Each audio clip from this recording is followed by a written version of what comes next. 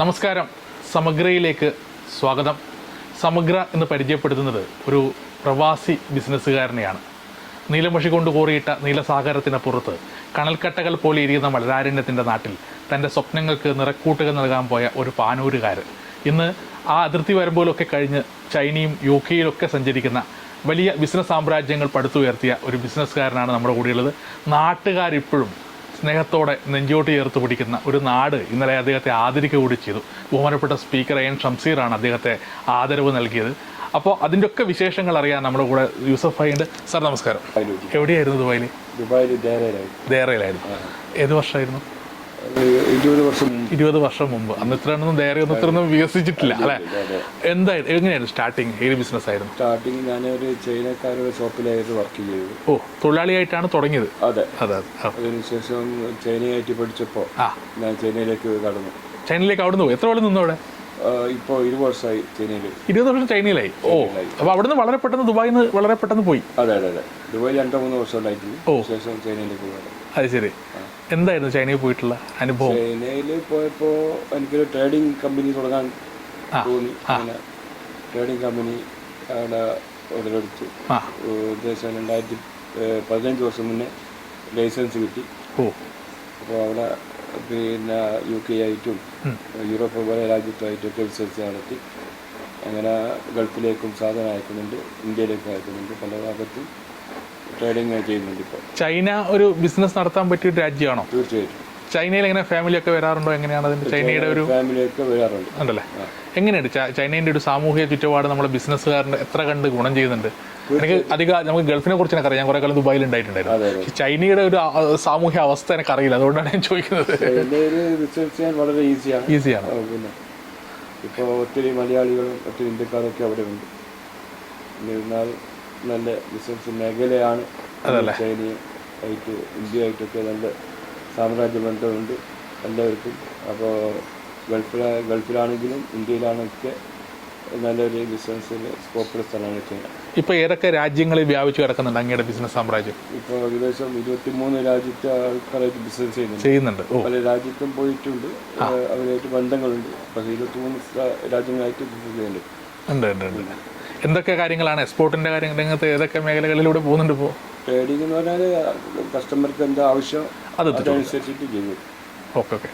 അപ്പോൾ നമ്മൾ കേരളത്തിൽ ഇപ്പം വിഴിഞ്ഞം തുറമുഖമൊക്കെ വന്നിരിക്കുകയാണ് അല്ലേ? അതിൻ്റെയൊക്കെ ഒരു സാധ്യതകൾ എങ്ങനെയുണ്ട് മലയാളിയെ സംബന്ധിച്ചിടത്തോളം? തീർച്ചയായിട്ടും വിഴിഞ്ഞം തുറമുഖം വന്നുകൊണ്ട് ഇന്ത്യയിൽ മൊത്തം അതൊരു നല്ലൊരു കാര്യമാണ് ഇത് വന്നത്. അപ്പോൾ കൊച്ചിയേക്കാളും ചെന്നൈയിലേക്കാളും എളുപ്പം വിഴിഞ്ഞാണ്.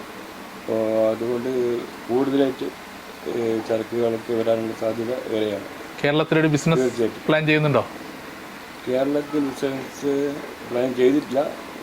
ഇത്ര സാഹചര്യങ്ങളൊക്കെ അടുത്ത് വന്ന് വിഴിഞ്ഞം വരുന്നു അല്ലേ? നമ്മൾ എയർപോർട്ട് ഒരുപാട് തൊട്ടടുത്ത് എയർപോർട്ട് മട്ടന്നൂർ വന്ന് കിടക്കുന്നു, അതെല്ലാം കൊണ്ട് ബിസിനസ് ഗുണം ചെയ്യുന്നുണ്ടല്ലോ അല്ലേ? ഗുണങ്ങളുണ്ട്. പക്ഷേ എയർപോർട്ടിൻ്റെ കാര്യത്തിൽ ഇന്റർനാഷണൽ സിംഗപ്പൂരോ മലേഷ്യ ആയിട്ടൊന്നും ബന്ധം വന്നിട്ടില്ല.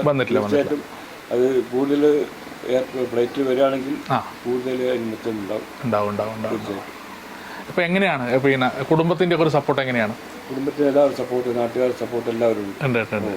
ഇന്നലെ നാട്ടുകാരൊക്കെ ഒരു സ്വീകരണമൊക്കെ ഉണ്ടായിരുന്നു. തീർച്ചയായും നാട്ടുകാരും പ്രദേശവാസികളും കുടുംബക്കാരൊക്കെ നല്ലൊരു സ്വീകരണം എനിക്ക് നൽകി. അതെ. അങ്ങക്കൊരു ഡോക്ടറേറ്റ് ലഭിച്ചിട്ടുണ്ട്.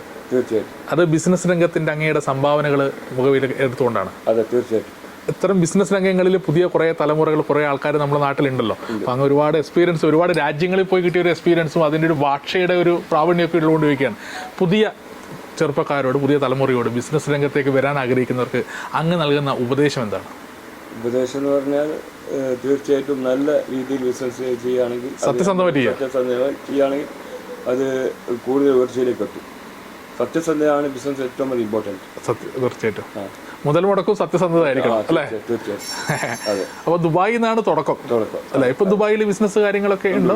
ദേറെ തന്നെയാണ്. ആണ് ശരി. അവിടെയാണോ ഓഫീസ് ഉള്ളത്? ദേറെ തന്നെയാണ് ഓഫീസ് ഉള്ളത്? ഇപ്പം ഗോൾഡ് സൂക്കിലാണുള്ളത്. ഓക്കെ. ഇപ്പം വേറെ UK മറ്റുള്ള രാജ്യങ്ങളിലൊക്കെ അതിന്റെ അടിസ്ഥാനമായിട്ടുള്ള ബിസിനസ് ഓഫീസ് ഇല്ലെങ്കിലും ഞാൻ സാധനം അയക്കുന്ന ഫ്രാഞ്ചൈസികൾ അവിടെ ഉണ്ടാവും അല്ലേ? ഓക്കെ. അപ്പോൾ നാട്ടിലെപ്പോഴൊക്കെ വരാറുള്ളത്? നാട്ടിൽ 2-3 മാസം കൂടുമ്പോൾ വരും. നാട് കണക്ട് ചെയ്തിട്ട് എല്ലാത്തിലും പോകാറുള്ളൂ. അപ്പോൾ പുണ്യത്തങ്കത്തിന്റെ നാടാണ്. പുണ്യത്തങ്കത്തെക്കുറിച്ച് പറയുമ്പോൾ അങ്ങ് വലിയൊരു സംഭാവന ചെയ്തിട്ടുണ്ട് നാടിന്റെ കലാ സാംസ്കാരിക രംഗത്ത്. അങ്ങൊരു 12 സെന്റ് സ്ഥലം പുണ്യത്തങ്കത്തിന് വേണ്ടി കൊടുത്തിട്ടുണ്ട്. പുണ്യത്തങ്കം ഇന്ന് കേരളം മൊത്തം, ഇന്ത്യക്ക് വെളിയിലൊക്കെ ചർച്ച ചെയ്യപ്പെടുന്ന ഒരു വലിയ ആയോധന കലയുടെ കേന്ദ്രമായി മാറുകയാണ്. എങ്ങനെയാണ് ആ ഒരു നന്മയുള്ള മനസ്സിലേക്ക് എത്തിപ്പെട്ടത്? നമ്മുടെ നാട്ടിൽ അത്രയും കലാകാരങ്ങൾ ഉണ്ടാവുമ്പോൾ അപ്പോൾ തീർച്ചയായിട്ടും നമ്മളല്ല സമ്പത്ത് സഹായം ചെയ്തു കൊടുക്കേണ്ടത്. തീർച്ചയായിട്ടും. അപ്പോൾ അത് ആ നിലക്ക് നമ്മുടെ നാട് വളരട്ടെ എന്ന ഉദ്ദേശത്തോടുകൂടി കൊടുത്തതാണ്. വേറൊരു ഇൻഫർമേഷൻ കൂടി എനിക്കുണ്ട്. അങ്ങയുടെ സിനിമാ താരം കൂടിയാണ്. കുറേ സിനിമകളിൽ അഭിനയിച്ചിട്ടുണ്ട്. അത് ചൈനയിൽ വന്നപ്പോൾ എൻ്റെ പല അഭ്യാസങ്ങൾ കണ്ടപ്പോൾ അവർ തന്നെ ചൈനയിൽ സിനിമയ്ക്ക് എടുത്താണ്. അങ്ങനെ ഒരു 10-18 മൂവിയിൽ അഭിനയിച്ചു. ചൈനീസ് സിനിമകൾ ചെയ്തിട്ടുണ്ട്. അതെ അതെ. അവിടുത്തെ ലാംഗ്വേജ് എങ്ങനെയാണ്? നിങ്ങൾക്ക് വളരെ പെട്ടെന്ന് പഠിക്കാൻ പറ്റും അല്ലേ? ഞാൻ എത്ര വർഷമായല്ലോ, അപ്പോൾ എനിക്ക് പഠിച്ചില്ല. അതെ. അവിടുത്തെ സിനിമാ മേഖല എങ്ങനെയാണ്? ഒരുപാട് ഫാൻസ് ഒക്കെ ഉണ്ട്. നമ്മുടെ നാട്ടിലെ പോലെ തന്നെയാണോ? എങ്ങനെയാണ് അവിടുത്തെ? തീർച്ചയായിട്ടും അതുപോലെ തന്നെ. സിനിമ എന്ന് പറഞ്ഞാൽ ചൈനീസിന് ഒരു ഹരമാണ്. ചൈനീസ് സിനിമകളിൽ ആയോധന കലക്ക് വലിയ പ്രാധാന്യം ഉണ്ടോ? സ്റ്റണ്ടും കാര്യങ്ങളൊക്കെ വരുന്നുണ്ടോ? അങ്ങക്ക് ഈ കളരിയുമായിട്ടുള്ള ബന്ധുക്കളും ഉള്ളതുകൊണ്ട് അതുമായിട്ട് ഗുണം ചെയ്തിട്ടുണ്ടാവും അല്ലേ? സാറേ, അപ്പോൾ കുടുംബത്തെക്കുറിച്ച്, അവരാണല്ലോ പൂർണ്ണമായി പിന്തുണ നൽകുന്നത്, അവരെയും ഒന്ന് പരിചയപ്പെടുത്തുക. ഭാര്യയും 3 കുട്ടികളാണ്. അതിൻ്റെ ഒരാൾ പെണ്ണാണ്, 2 ആണാണ്. ഒരാൾ ഡിഗ്രി പഠിക്കുകയാണ്, ഒരാൾ 8ാം ക്ലാസ് വിദ്യാർത്ഥിയാണ്, മറ്റേ എൻ്റെ മകള് കല്യാണം കഴിഞ്ഞതാണ്. അപ്പോൾ സാറേ, എല്ലാവിധ ആശംസകളും. ചൈനയുടെ വൻമതിലുകൾ തകർത്തൊരു പാനൂരുകാരൻ വിജയഗാഥകൾ രചിക്കട്ടെ. എല്ലാവിധ ആശംസകളും. Thank you so much.